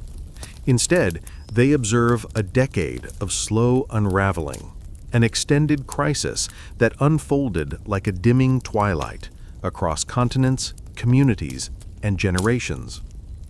Between the years 536 and 546, the world slipped into what some now call a death decade, not because of one singular event, but because of a quiet accumulation of hardships that reshaped the lives of millions. The story begins in the year 536, when the skies grew dark. The sun, filtered through a haze of volcanic ash, no longer brought warmth or clarity. For 18 months or more, much of the world lived under a pale and muted sky. The light never returned to full strength, and the seasons lost their balance.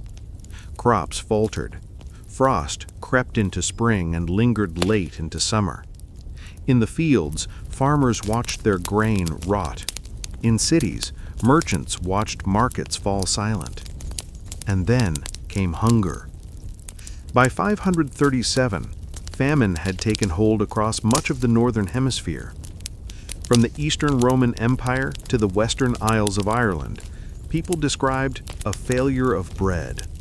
Monks wrote of empty granaries and solemn processions. Peasants gathered wild plants and ground acorns into flour. Every meal was a negotiation with scarcity. And then came the hunger.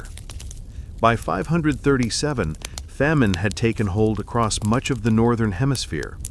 From the Eastern Roman Empire to the Western Isles of Ireland, people described a failure of bread. Monks wrote of empty granaries and solemn processions. Peasants gathered wild plants and ground acorns into flour. Every meal was a negotiation with scarcity. As the earth tried to recover, the blow of 540 arrived. a second volcanic eruption, just as severe. This eruption, though less widely documented at the time, reinforced and deepened the global cooling. It is now seen as one of the few double volcanic events in recent geological history, a rare instance when the Earth did not pause between disasters, but pressed on. The cold returned. Rain fell when it should not have. Snow clung to mountains and meadows alike. And famine deepened, not because of panic, but because hope itself grew thin. Fields once planted with care were left fallow. Tools rusted. Livestock perished. For many, these were not years measured in calendars, but in losses, of harvests, of loved ones, of certainty. And then, almost predictably, came the disease. In 541, as bodies were already weakened by hunger and exposure, the first signs of a new horror appeared. In the port city of Pelusium in Egypt, rats and fleas arrived by ship, carrying with them the bacterium Yersinia pestis, what would later be known as the Plague of Justinian. It traveled slowly at first, then with increasing speed, creeping along trade routes and river valleys, finding its way into the heart of Constantinople by 542. The Plague of Justinian, as it would come to be called, struck a world already reeling. It found no strong walls to keep it out, no overflowing pantries to nourish the sick. It swept through cities and villages alike, killing untold numbers. In Constantinople alone, tens of thousands died. The streets were quiet, not from curfew, but from grief. From 543 through 546, the aftershocks continued. Recovery was not a straight line. Where one region saw return to sunlight, another remained trapped in cold. Where one city began to rebuild, another succumbed to plague again. The rhythms of trade, agriculture, and even faith shifted slowly, reluctantly. And yet, through it all, people continued. Children were still born. Fields, even if left untended, still grew wildflowers. Shepherds still called their flocks. Monks still copied texts, their fingers stained with ink and candle soot. What changed was not the fabric of daily life itself, but the context in which it unfolded. The expectations of safety, stability, and abundance were rewritten. People learned to live with uncertainty. Some kingdoms vanished during these years, not in fire or battle, but in silence. Their names faded from maps. Others withdrew inward, strengthening walls, tightening alliances. The Byzantine Empire, once on the verge of reconquering the western provinces, was forced to pause, then contract. Ambition gave way to preservation. In Western Europe, local rulers gained more power as central authority waned. A new medieval order began to take root, not as a sudden revolution, but as a gradual shift in focus, from empire to region, from cities to strongholds. This decade of 536 to 546 left few grand monuments behind.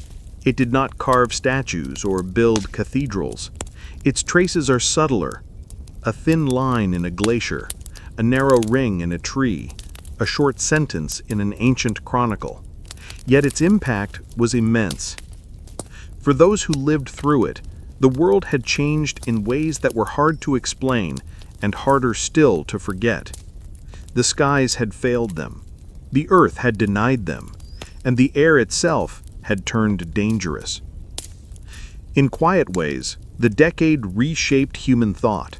In the stories told, in the prayers offered, in the laws written, one can find the fingerprints of a generation that had been through something vast, humbling, and formative. As you rest, picture a small village on a hillside, its houses clustered close. A child born in 546 knows only this world of shortened summers and wary elders.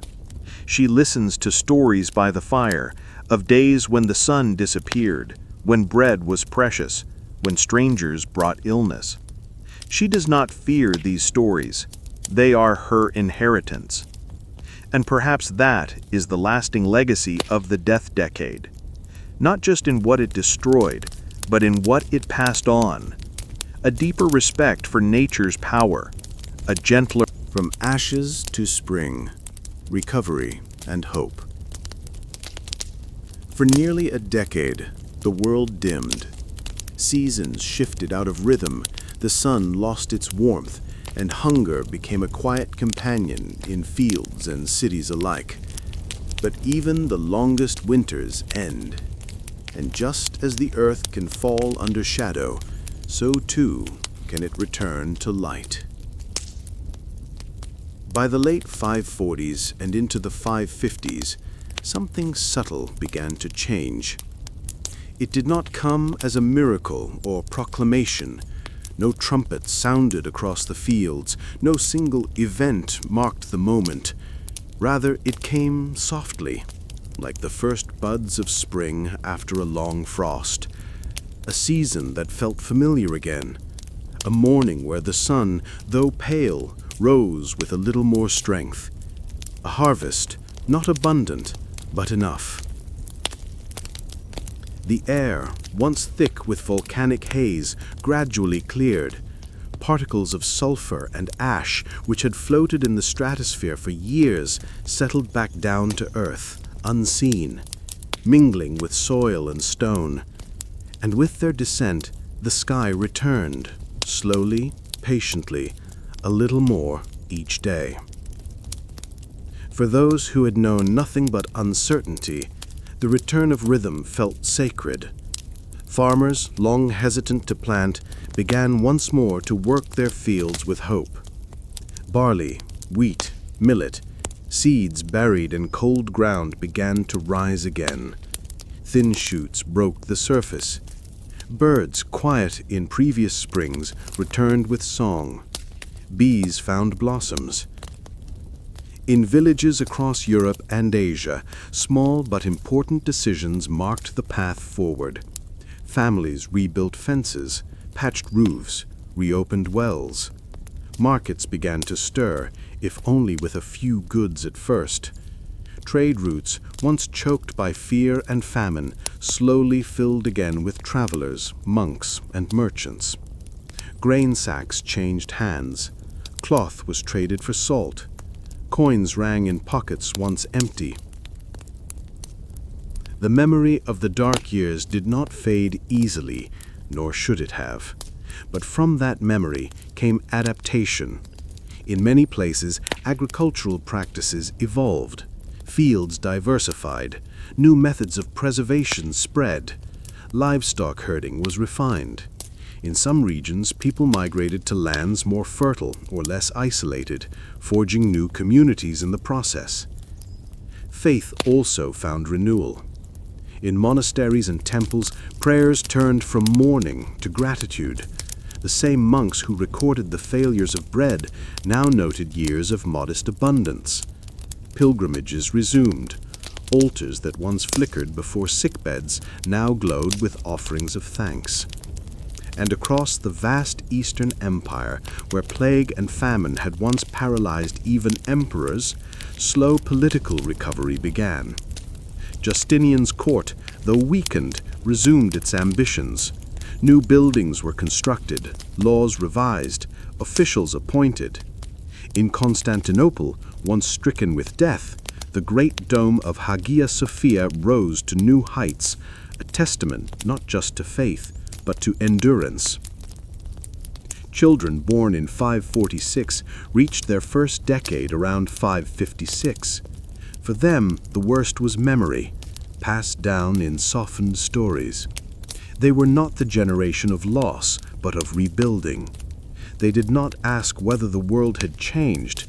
They only knew the world as it was, shaped by the long shadow and the slow return of spring. In their eyes, old things became new again. A path once overgrown was rediscovered. A broken tool carefully repaired. A song, once sung in sorrow, now hummed in contentment.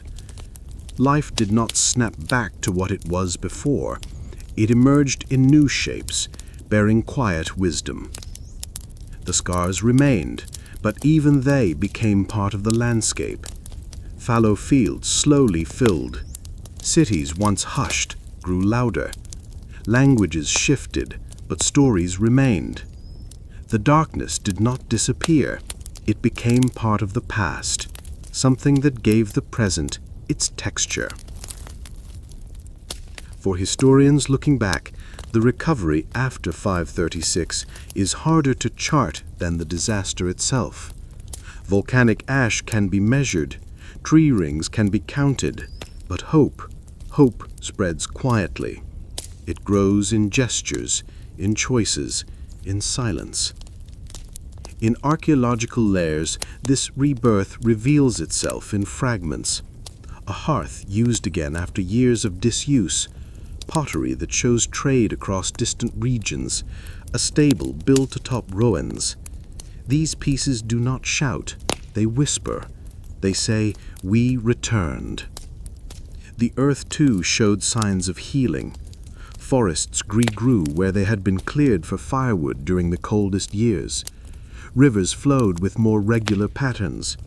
Wildlife reappeared, hesitantly at first, then with confidence. And beneath it all, beneath the change and the memory and the slow growth, one thing remained constant. People adapted. Not with fanfare or grandeur, but with persistence. They loved. They tilled. They rebuilt. They dreamed. As you rest, imagine a quiet spring morning around the year 555. A woman stands outside her small cottage. She watches the sun rise above the hills, not as a stranger, but as a familiar friend.